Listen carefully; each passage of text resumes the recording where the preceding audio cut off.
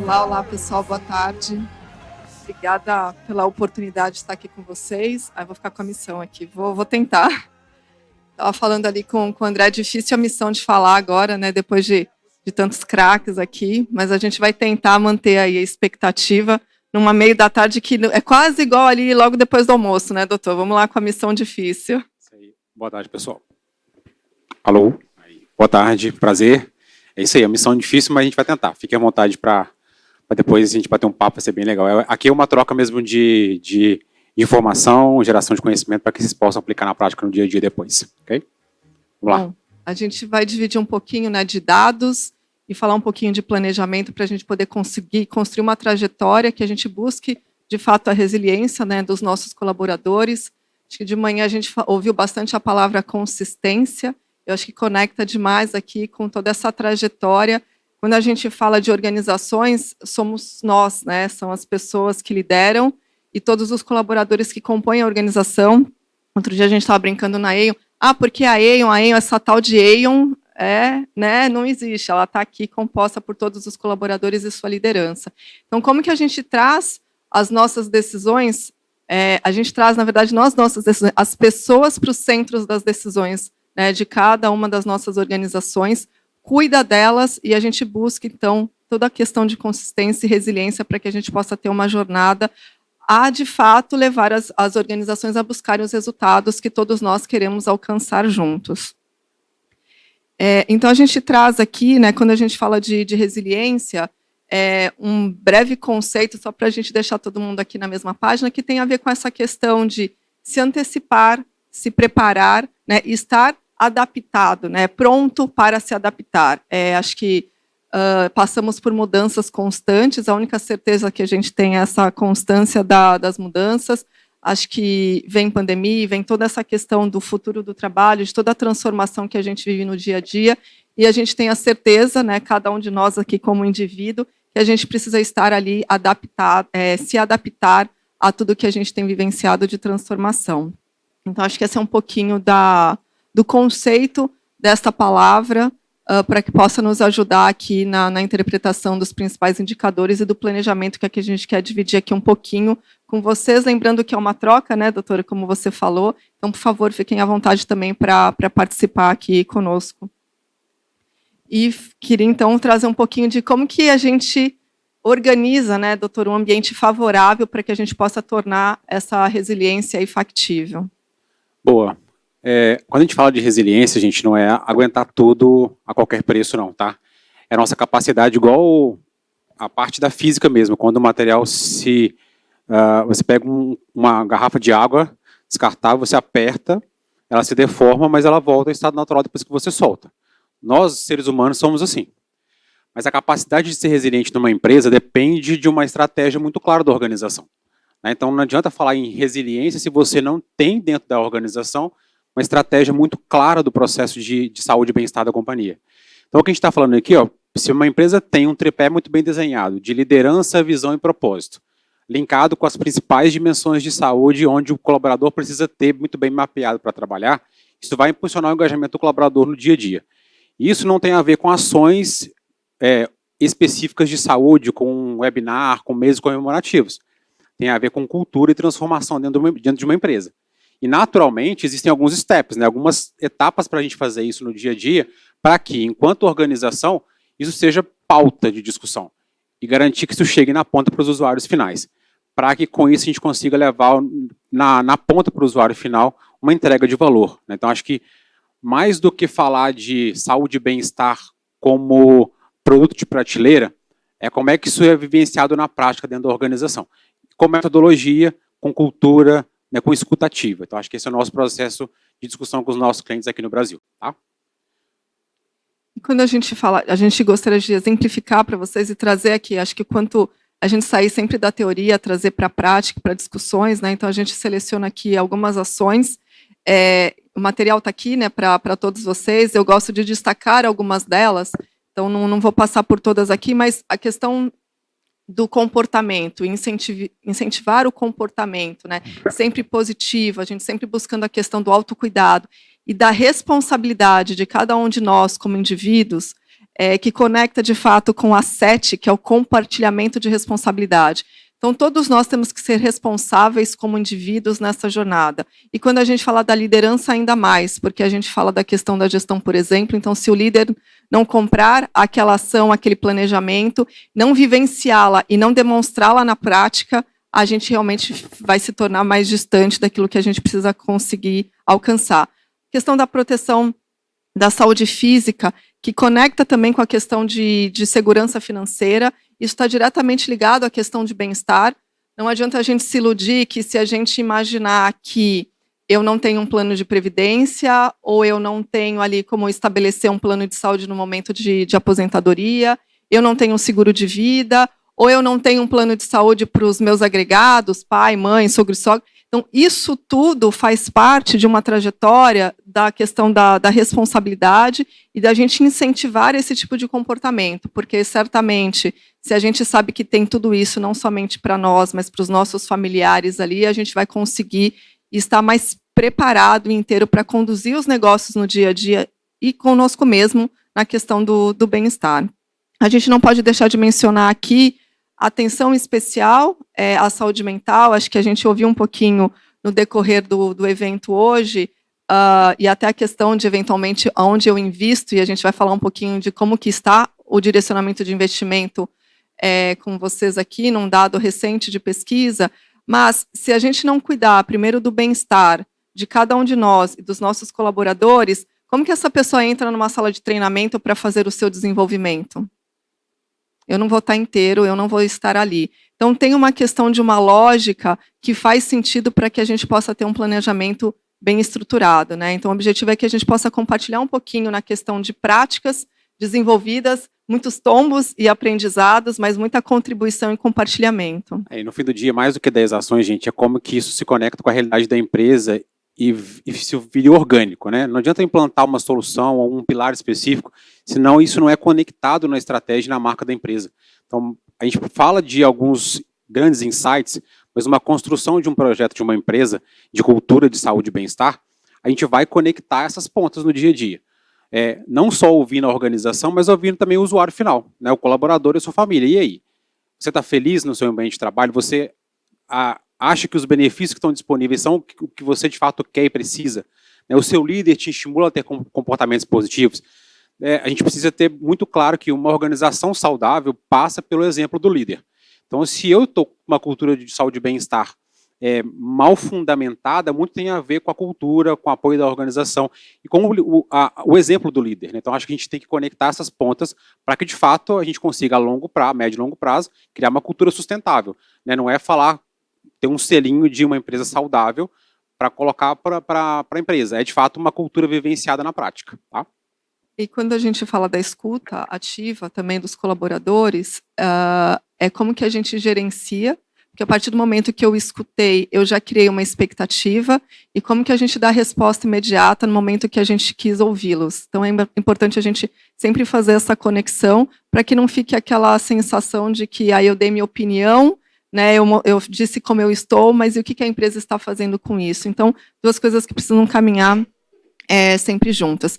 E aqui a gente traz alguns dados, né, que acho que aqui tem reflexão e, obviamente, depois tem aqui contribuição para que a gente possa pensar num planejamento de fato. Então, a gente vê que apenas 30% dos colaboradores se entendem resilientes. Aqui a gente tem uma distância gigante da onde precisamos e queremos chegar, de novo, para que a gente mova as organizações para um patamar de bons resultados, que é ganha-ganha para cada um de nós aqui.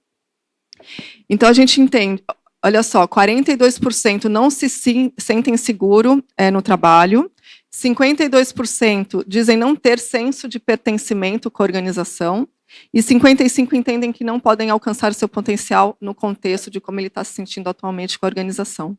Então, são dados importantes e relevantes. Acho que todo mundo que está aqui, né, no evento, quer seja no comecinho ou que chegou ali no meio da manhã, está conectado com esse tipo de indicador, porque a gente quer pensar juntos de como fazer diferente e como a gente se conecta para mudar esse tipo de avaliação. Aí, uma empresa com 30% de resiliência está fadado a não crescer. Isso é fato. São 3 perguntas fáceis de colocar na pesquisa de pulso de vocês, de clima, seja o que for. Cara, você se sente seguro, se sente pertencente, atingindo seu máximo potencial? Alguns falam, pode ser que parar a felicidade corporativa. Não sei, é um conceito tão amplo, né? Mas são 3 perguntas simples que vão dizer o quanto que está impactando o negócio de vocês no dia a dia. Tá? Então, esse é um ponto muito relevante da estratégia. Se eles não estiverem, de fato, muito bem adaptados nesse processo, a empresa não vai crescer, um turnover alto, e, de fato, a cultura de cuidado vai cada vez mais ficar superficial, porque você não tem pessoas mais tempo na empresa, aculturadas, engajadas, e isso vai dificultar o processo de transformação cultural. Tá? E conectando com o que já ouvimos hoje, a gente ouviu muito a questão do senso, da visão de dono, né? Se a gente não tem senso de pertencimento, ninguém vai conseguir agir aqui como dono das organizações das quais a gente trabalha. E aqui a gente traz também um pouquinho de algumas tendências que impactam diretamente a questão do bem-estar. Então, olha só outros dados relevantes aqui para a gente, né? Então, a gente vê que a preocupação, a importância do bem-estar, então a gente viu aqueles indicadores ali que são indicadores relevantes para que a gente possa trabalhar no cuidado com as pessoas que movem as organizações, mas a gente vê aqui que a questão da importância do bem-estar, ela dá um salto de 2020 para cá. Então, 63% é um indicador já bastante positivo, e a gente vê que não só a importância, mas como que isso está sendo conectado numa estratégia conectada, e aqui é sendo redundante mesmo, porque não adianta a gente pensar em fazer qualquer ação que possa levar a um pilar de bem-estar, mas se ela não estiver conectada com uma estratégia completa e acreditada. Então, a gente vê que 80% das empresas já entendem que estão adotando uma estratégia conectada, pensando na questão do bem-estar, e a gente tem um aumento de aumentar os seus investimentos em relação ao bem-estar. Então, isso também é bastante relevante, né? E, de novo, voltando para a questão de a gente ouviu, né, a empresa que trocou talvez o investimento de treinamento e desenvolvimento para poder atuar na questão de saúde mental, de bem-estar, para que as pessoas estejam preparadas para trabalhar no desenvolvimento. Então, é você direcionar o investimento, e aqui como que a gente se apoia, como que a gente troca para a gente conseguir convencer a liderança. A gente sabe que uma pauta que não é simples, às vezes, de defender com o CEO, com a prioridade de investimento da empresa, mas como com dados, não só dados de mercado, mas dados das próprias organizações, pegando carona em metodologias muito estudadas e trabalhadas, para que vocês consigam convencer também as organizações de vocês a pensarem na questão de maiores investimentos. Então, a gente já vê que 38% tem mais de 4%, né, de investimento, e de 25% ali, de 2% a 4%. Então, aqui é uma pesquisa que contou com uma participação bastante rica, né, de empresas, não só globais e regionais, mas também aqui no Brasil, com uma fatia relevante. Então, são indicadores bastante concretos para que a gente possa embasar as nossas discussões dentro das nossas organizações. E aqui eu queria trazer uma visão, e a gente elencou somente 5, porque também não adianta a gente... Ali a gente trouxe 10 ações, eu destaquei algumas principais, mas aqui cada organização tem um contexto diferente, então a gente pode elencar ali algumas ações que fazem sentido para vocês agora, para poder discutir esse tipo de estratégia dentro das empresas, mas nos próximos 5 anos, então vamos pensar na questão, acho que todo mundo aqui de alguma forma está ouvindo, está trabalhando e está pensando na questão de futuro de trabalho.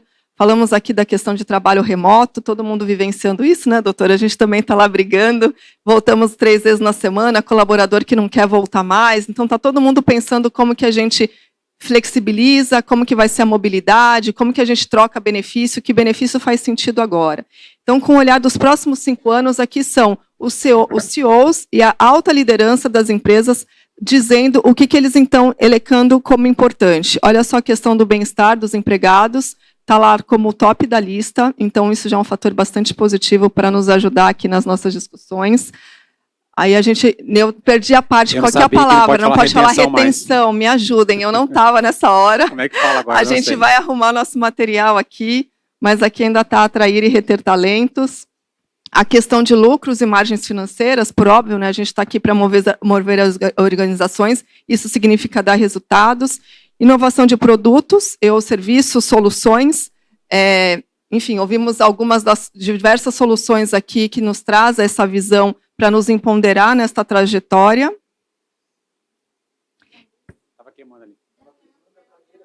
Mas já resolveu. Eu tô aqui... Tipo, tá saindo fumar. Tem que ter, se acontecer um acidente, tem que ter um médico aqui, hein? Já tô aposentado, não posso mais. Tá saindo o médico da EIO, né? E aí aqui, por último, a gente traz, acho que não menos importante, como o quinto da lista, acho que um lugar bastante relevante, todas as práticas de ESG, que acho que faz parte, né, de tudo isso que a gente está discutindo aqui. O S, obviamente, diretamente conectado com todo esse dia aqui que estamos discutindo, pensando na questão do social, no bem-estar das pessoas, mas a gente não vai conseguir atingir o S se a gente não pensar no G, como que a gente tem a governança para poder conectar toda essa trajetória. Então, acho que isso aqui nos empodera também para poder criar as discussões e a trajetória. E a gente vê aqui não só a visão mundo, né, globalmente falando, mas como que o Brasil também está se posicionando e como que a liderança no Brasil, a gente vê que aqui tem uma mudança, né, de atração e retenção de talento para a posição número 3, e sobe a questão da inovação de produtos, e aqui eu prefiro falar de produtos e soluções. E a gente também tem aqui a visão de como estávamos, né, e para onde estamos indo, onde chegamos em 22. Então, essa daqui é um pouco da mudança. Então, acho que a gente tem aqui uma mensagem bastante relevante. Acho que a gente vê lá a questão de pertencimento, de resiliência, com um caminho distante para ser perseguido, mas a gente vê a importância deste tema dentro das organizações. Então, a gente acha que está no caminho certo para que a gente possa criar um bom planejamento e a gente construir aqui a nossa trajetória. E a gente também queria dizer como está a visão dos empregados, né, doutor? Porque senão vamos trocar de lugar, porque o médico esqueceu o óculos em casa, né? Em São Paulo, inclusive. Então, a gente sempre gosta de falar que numa experiência de uma empresa tem a jornada do RH, que é a jornada para pessoas. Claro que elas se conectam, elas têm intersecção. Mas quando a gente olha aqui os dados da pesquisa global e mostram a visão do que as empresas estão buscando de principais pontos, eu não posso deixar de olhar o que as pessoas também precisam. Quais são os problemas que a gente está olhando e enxergando no mundo e aqui no Brasil. Então, sem dúvida nenhuma, naturalmente, o primeiro item que surgiria na pesquisa, isso é fato, é saúde mental e emocional. E aqui é num conceito mais amplo, tá, gente? É no conceito de entender o indivíduo com todas as suas funcionalidades. Porque saúde mental e emocional não é só se sentir pertencente a uma empresa. Tem questões familiares, tem questões pessoais, tem carreira, tem parte financeira, né, tem adaptabilidade, tem novos modelos de trabalho, tem diversidade e inclusão, tem etarismo. Então, assim, é um assunto complexo. E não adianta a gente tratar esse tema pensando somente em soluções superficiais, né? A gente precisa pensar em estratificação de risco, a gente precisa pensar em treinamento de liderança, a gente tem que pensar em abertura para escutar esse colaborador, estratégias claras dentro da companhia. Então, naturalmente, esse tema vai aparecer nesse processo nas próximas pesquisas, porque a gente está trabalhando num mundo muito complexo e volátil, né? Naturalmente, vão surgir outros, né? O esgotamento é muito secundário a um processo relacionado ao trabalho. É um processo muito nichado, mas vai crescer também. Por quê? Porque as empresas estão repensando os modelos de trabalho. E pessoas de diferentes faixas etárias, perspectivas, estão buscando outras formas de trabalhar. Então, naturalmente, elas vão ter uma dificuldade de adaptabilidade, e isso vai gerar esgotamento físico e mental, e as pessoas às vezes não percebem. Então, se você está do lado de alguém, cara, se ela mudou o comportamento, se ela está mais agressiva, se ela está mais apática, se ela está mais sonolenta, produzindo menos, são alguns sinais de que essa pessoa está iniciando um processo de esgotamento que pode ser, inclusive, prevenível. Né? Então, acho que esses dois primeiros pontos mostram como é que as empresas precisam se preparar para uma transformação cultural e trazer para a empresa a capacidade das pessoas se enxergarem dentro da empresa. Porque senão, elas não vão ficar ou vão ficar doentes. Tá? Os 3 próximos itens, né, ambiente e cultura laboral, apoio do trabalho virtual e híbrido, são 2 grandes temas importantes, e o risco e estresse financeiro. Então, esses são os 5 principais problemas que a gente enfrenta dentro das nossas corporações. E quando eu olho aqui para o Brasil vai trocando um pouquinho e traz uma figura nova nesse processo, que é a saúde física. O quanto o colaborador se sente seguro fisicamente, produtivo, né, com vigor para trabalhar, que não apareceu na pesquisa global, porque os outros também apareceram. Tá? Então, acho que esses são pontos para a gente poder discutir com a empresa. Né? quais são os reais problemas que a minha empresa tem? Vocês sabem? Será que o RH sabe? Eu não estou falando de pesquisa de clima, nem pesquisa de pulso. Vocês sabem os riscos e as estratificações da população de vocês? Porque para conectar uma solução, eu preciso saber do risco. Não vou colocar uma solução, vou colocar matéria de psicologia. Tá, mas baseado em quê? Então, quando eu comparo 2020 com 2022, a gente traz algumas coisas muito parecidas dentro desse processo, não tem grandes mudanças, só que a gente vê que o esgotamento que estava no final da lista já passou para o segundo. A pandemia mudou a nossa forma de relacionar com as pessoas, com a família, com a comunidade, com as empresas. A gente precisa entender isso e as empresas também precisam entender. Então, aqui são dados para vocês refletirem, levarem para casa, discutirem. Caramba, eu não tinha pensado nisso. Porque senão a gente vai continuar discutindo, mais uma vez, turnover, falta de cultura, engajamento baixo em programas. Por que meu programa tem baixo engajamento?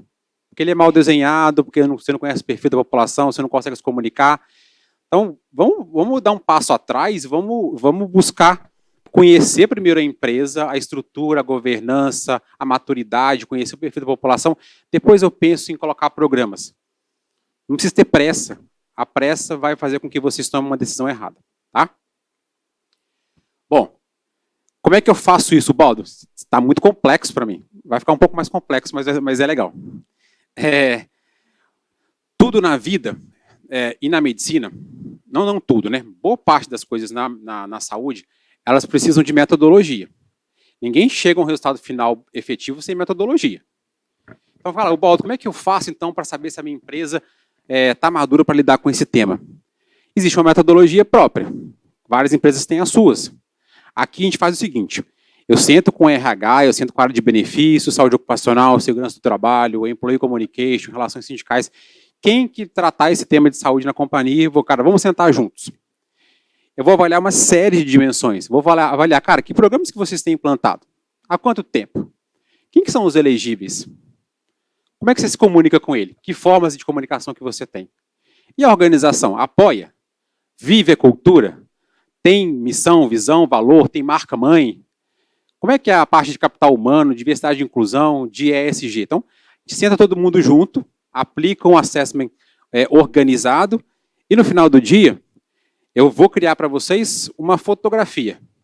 Olha, a sua empresa ela está na base de um processo de construção, na fundação, por isso que é fundacional, onde os programas são muito superficiais, estão implantados há pouco tempo, não tem uma segmentação do perfil da população muito clara, você não consegue usar dados para nada, você não afere resultados, não tem budget para isso, não tem participação da organização.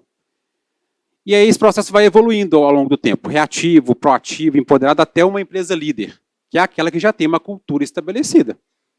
O líder já apoia, a organização está muito madura nesse processo, tem KPIs muito claros de custo-efetividade.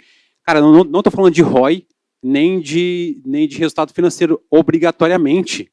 Existem alguns indicadores que são indicadores de employee, que é satisfação, segurança, pertencimento. Claro que para algumas ações tem resultado financeiro, mas para nem tudo. Então, vamos desmistificar que para tudo precisa ter um retorno financeiro. Não. Para algumas coisas é investimento. Saúde e bem-estar numa empresa é investimento, é comprometimento, é liderança engajada, é um comitê multidisciplinar discutindo o tema de 3 em 3 meses. Não é ficar na mão do RH só, é disseminar o conhecimento para os embaixadores da empresa. Então, se a empresa tem muito claro a posição dela para lidar esse tema no dia a dia, a gente vai recomendar para ela alguns prazos de evolução e acompanhar ao longo do tempo. E criar uma estratégia muito clara de saúde e bem-estar. Então, esse processo de resiliência, de segurança e de mover a organização começa com um processo de diagnóstico da organização muito bem feito. Tá? E quando eu olho para a organização, eu preciso olhar para o indivíduo. Né? Eu tenho 2 ferramentas de avaliação.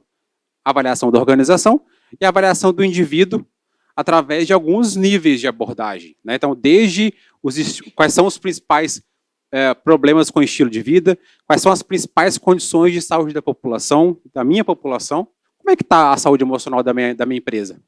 Ela é generalizada, ela é focada em alguma unidade, alguma função, algum cargo, como é que está a questão do rastreamento e hábitos preventivos? A gente sabe muito bem que a mudança do estilo de vida fez com que os casos de cânceres preveníveis aumentassem no Brasil. Então, a gente está vendo cada vez mais mulheres jovens com câncer de mama. Pela questão genética, pela questão do modelo de comportamento, estilo de vida. Gente, sedentarismo, obesidade, tabagismo, álcool, são fatores de risco preveníveis. Não se assustem em ver mulheres de 30, 35 anos com câncer de mama avançado. Porque o estilo de vida nosso é estressante, a gente não tem tempo para poder relaxar. Então, se eu não colocar isso na minha rotina e se não buscar antecipação de risco, eu vou estar discutindo o cara que está internado para fazer uma quimioterapia. E não é isso que a gente quer na nossa empresa. Alguns dados de saúde ocupacional que são importantes, como ergonomia e perfil muscular, e o pilar financeiro, que nas empresas que a gente já trabalhou aqui no Brasil, é o pilar mais fraco, ele é muito subnotificado, né? Ele fica de lado, é um crédito consignado em geral, para aqui quando a gente começa a conversar. Cara, não é isso, é muito além disso. Tá? Então, pode passar, esses dois indicadores, eles são fundamentais para que a gente comece a discutir uma estratégia clara da organização para uma cultura de cuidado.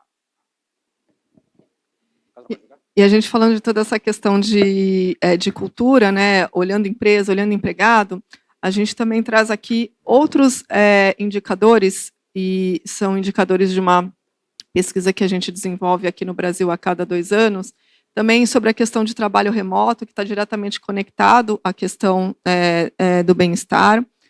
Então, a gente trouxe aqui, né, qual é a questão da produtividade diretamente conectada a essa questão do modelo de trabalho.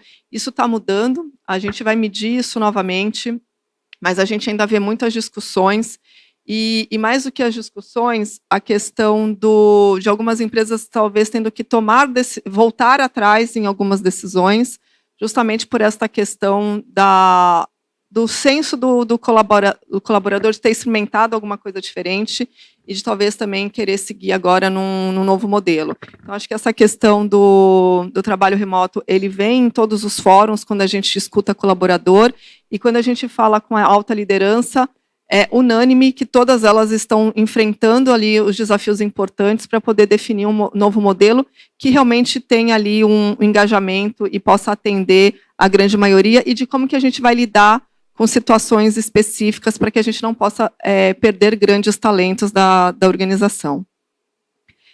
Falar de flexibilidade, né, eu comentei um pouquinho dela aqui no começo, mas como que a gente também trabalha essa mudança da nossa política de benefícios, como que a gente está oferecendo benefícios e como que a gente não deixa de entender o contexto da empresa, resultados que ela quer alcançar neste momento, mas sem perder ali o contexto de cada colaborador, né? Então, como que a gente pensa na questão de novos subsídios, de trocas de benefícios e na flexibilidade no sentido até de opção de escolha.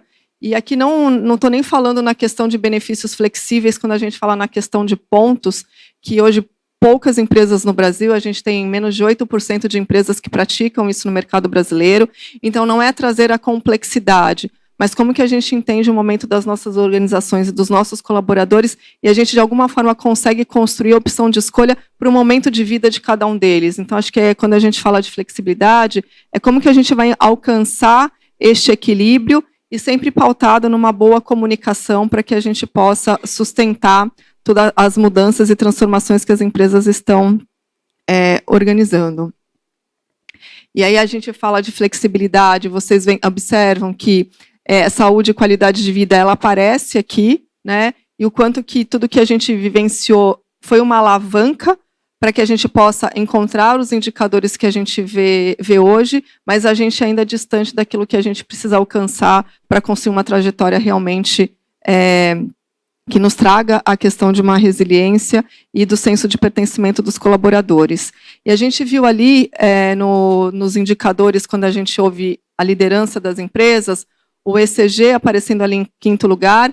Então, hoje não tem como a gente falar, né, de bem-estar, de senso de pertencimento, se a gente não está embasado ali na questão do respeito, da inclusão e da diversidade. Então, como que a gente coloca tudo que a gente comentou durante esse dia, praticamente todo ali, e coloca isso nas nossas falas em cada ação que a gente toma de decisão, né? Então, diversidade de inclusão, ela tem que estar não só nas grandes ações, né, dos grupos que a gente tem dentro das organizações, das contratações de públicos específicos, mas como que a cada benefício, a cada solução que a gente desenvolve, como que a gente pensa e constrói. Então, a gente falou de saúde mental, e aí talvez uma solução para a saúde mental seja ligar uma telepsicologia.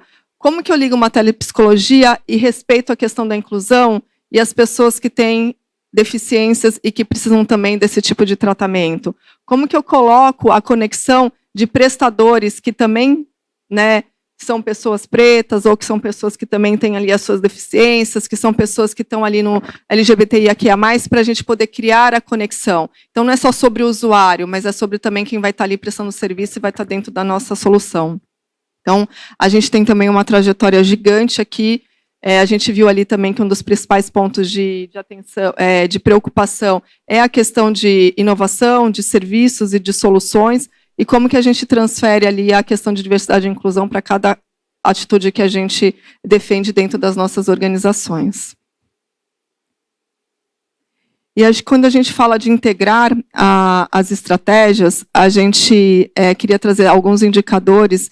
Esse daqui é uma pesquisa global, de bem-estar 22-23, então ele acabou de sair. Tá? É a primeira vez que, inclusive, a gente está trazendo isso aqui. Vez. A gente recebeu há alguns dias atrás, mas a gente pode observar, né? Então, olha só, os profissionais de RH dizendo que a sua estratégia de bem-estar está sendo integrada à diversidade e inclusão. Acho que aqueles indicadores, eles são de uma edição passada, né? Quando a gente fala ali de 2021, mas a gente vê que ali já é uma jornada e uma base para que a gente possa ouvir agora esse 85%. 84% dizem que a sua estratégia de bem-estar também está sendo integrada ao ESG. Vimos ali ele no 5º lugar da preocupação das lideranças das empresas. E 81% está sendo integradas às recompensas globais. Totais, desculpa. Então, como que a gente consegue construir, quando a gente fala de ESG, e dentro de metodologias, do que o Dr. Ubaldo trouxe aqui, mas de todo um planejamento, como que a gente consegue trazer, inclusive para a liderança, dentro das suas metas, todo esse compromisso? A gente viu lá nas 10 ações de resiliência a questão do comprometimento. Então, acho que é sobre a gente realmente conectar tudo aquilo que a gente vivencia no dia a dia para que a gente possa alcançar. A gente brinca, né, que às vezes a gente tem que realmente, como indivíduo, né, naquela questão, a gente passou a usar o cinto de segurança na hora que doeu no bolso, porque a gente realmente começou a receber multa. Como que a gente conecta toda essa questão para a gente poder ter um comprometimento? E acho que depois a cultura ela vai mudando, isso vai fazendo naturalmente e vai fazendo parte ali do nosso dia a dia. Mas a gente tem que dar uma empurrada agora para que a gente possa alcançar isso de uma forma mais rápida. A gente falou já da questão do pertencimento, mas a gente queria fechar aqui com uma frase, antes de fazer um convite a vocês, que é a questão da comunicação.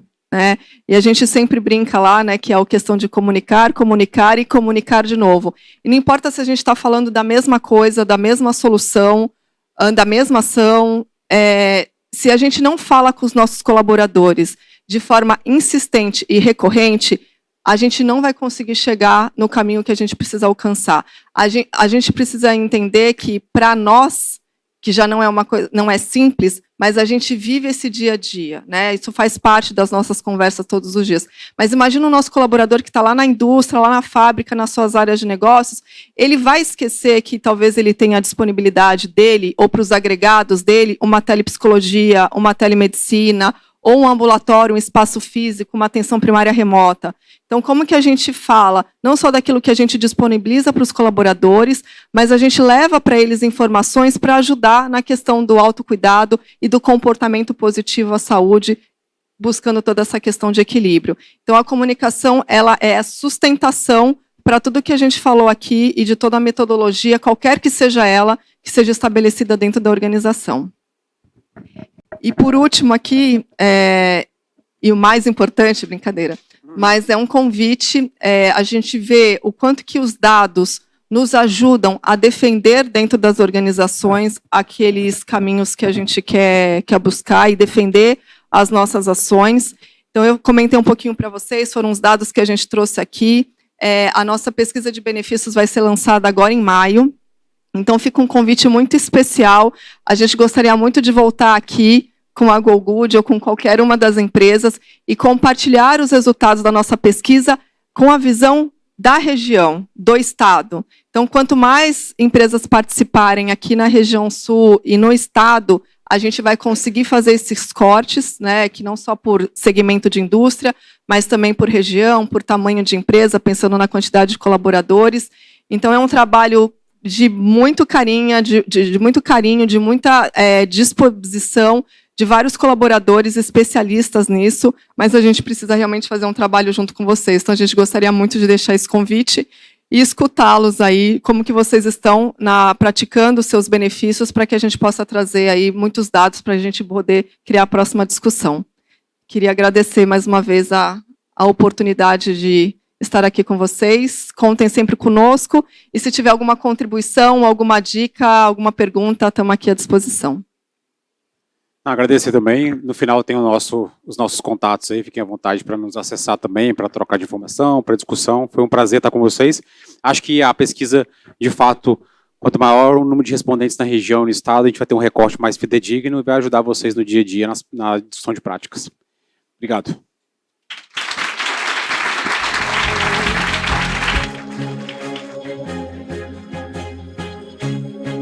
Rafaela, doutor Ubaldo, super obrigado. A gente tem tempo para uma perguntinha e logo depois a gente vai ter o break também para repercutir um pouco mais. Alguém tem alguma dúvida aqui que queira aproveitar? Vamos lá. Legal. Peraí, de novo? Microfone. De voz alta, meu tom de voz alta. Mas teve um momento que você mencionou como fazer os líderes fazer com que os colaboradores tivessem uma mentalidade mais positiva. Você tem essa resposta? Bom, não tem uma bala de prata, né? Eu acho que tudo começa com a criação de uma cultura. Quando você começa a criar cultura dentro da empresa, isso chega no líder, por exemplo, você apresenta um projeto para o seu líder, bem desenhado, com metodologia, e fala, cara, esse é meu plano de negócios para tratar saúde e bem-estar dentro de uma companhia. Pode ser que tenha números juntos, tá? Uma questão de retorno financeiro para ajudar o decisor que quer o investimento de um processo. Mas se tem muito claro o papel de cada um, da organização, o papel do colaborador, da sua família, o papel do RH, se você tem planejamento a médio e longo prazo, dificilmente ele não vai se convencer. Ele pode pedir um ajuste aqui, um ajuste ali. Então, acho que o primeiro passo através de metodologia, mostrar para ele que faz sentido para que o negócio cresça. Se ele já acreditar e investir, ou seja, não, eu vou participar dos comitês de discussão e eu vou investir nesse projeto e eu quero ser o primeiro usuário, eu quero mudar o meu comportamento. Então, se o líder faz isso, o cara está sedentário, está obeso, está fumando, e ele experiencia isso, cara, não, então eu quero ser o primeiro cara que vai fazer isso aqui nessa empresa através dessa reconstrução. Então, se ele para de fumar, se ele perde peso, se ele inicia uma atividade física, cara, ele é um exemplo. Cara, se o meu líder está fazendo, não obrigatoriamente o liderado vai fazer, mas ele vai criar um movimento de contaminação nesse processo. E aí é muito importante que exista um processo de interação social. O que é isso? Se eu crio uma estratégia, existe um momento onde eu vou criar uma comunidade, seja ela uma comunidade manual ou uma comunidade digital, onde as pessoas da empresa vão se conectar, como se fosse um Instagram, mas não é um Instagram aberto. É o Instagram da empresa, onde gera um risco do indivíduo e as pessoas começam a se comunicar, postam um treino que fez, criam grupos de discussão, de competição. Cara, vamos criar um grupo de perda de peso, um grupo de corrida, um grupo para compartilhar um livro que você gostou de ler, sabe, um hábito saudável, uma comida.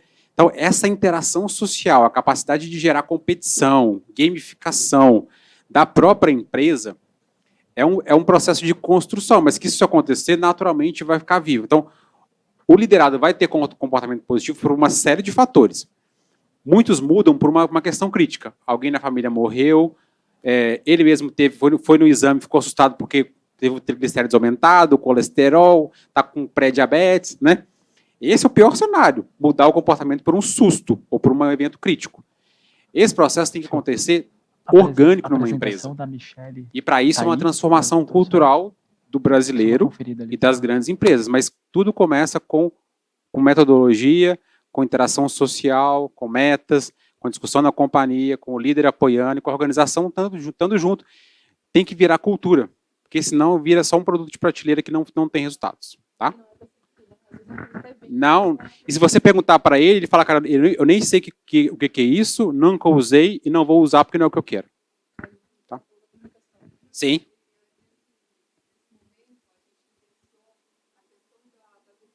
Acho que não estou ouvindo.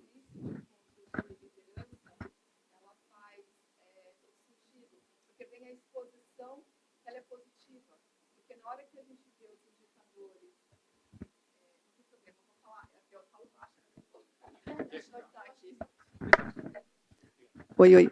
Então, o que a gente vivenciou em alguns clientes? Na hora que você faz a exposição positiva no encontro de líderes recorrente, e ali é para expor mesmo, então vai ter nome e sobrenome de cada liderança, ali de cada área. Na hora que vê o líder que está realmente conseguindo engajar a sua equipe, que tem um caso que seja positivo, de reversão, de que conseguiu ali o engajamento necessário, ele fica ali acuado, né? Eu vou querer também fazer, vou querer também participar. Então, acho que essa questão da exposição daquele líder que talvez não está alcançando bons resultados, não tem bom nível de engajamento da sua equipe, ajuda no bom sentido, sem tirar ninguém. Acho que tirar da zona de conforto é bom, a gente precisa se tirar da zona de conforto todos os dias. Então, fazer isso com a liderança faz uma provocação que nos ajuda. Não, e tem um outro ponto importante, a mudança do perfil do líder. O líder não tem que ser um líder engessado, hierárquico, a gente tem papéis e responsabilidades. Mas qual o problema de um líder sair, por exemplo, de um dia de trabalho e se conectar de forma genuína com os seus colegas de trabalho? Você não precisa ser amigo de ninguém, mas você pode se conectar de uma forma. Isso gera muita confiança, né? E traz uma experiência positiva. Então, os eles são fundamentais, mas essa estratégia não pode ficar em poucas pessoas. Vocês precisam disseminar isso dentro de uma empresa. As pessoas precisam falar da estratégia muito bem clara, né? Quando eu tenho alguma questão, quem que eu procuro na minha área? Quem que é o embaixador que trata desse tema na minha área? Ah, é o Baldo, então vou falar com o Baldo. O Baldo, cara, estou com problema na minha família, como é que eu faço? O que eu tenho de solução, o que a empresa me oferece, porque eu não sei. Qual que é o caminho, onde é que está alocado, como é que funciona? Então, a mudança do perfil do líder também é um ponto muito importante para que vocês consigam, de fato, levar a estratégia para frente. Senão não adianta nada. Se for um líder engessado. Os multiplicadores, são os embaixadores, né? Os grandes multiplicadores nesse processo. Tá? Obrigada, legal, pessoal. Obrigado. Gente, muito obrigado. Fala, muito bom, muito obrigado.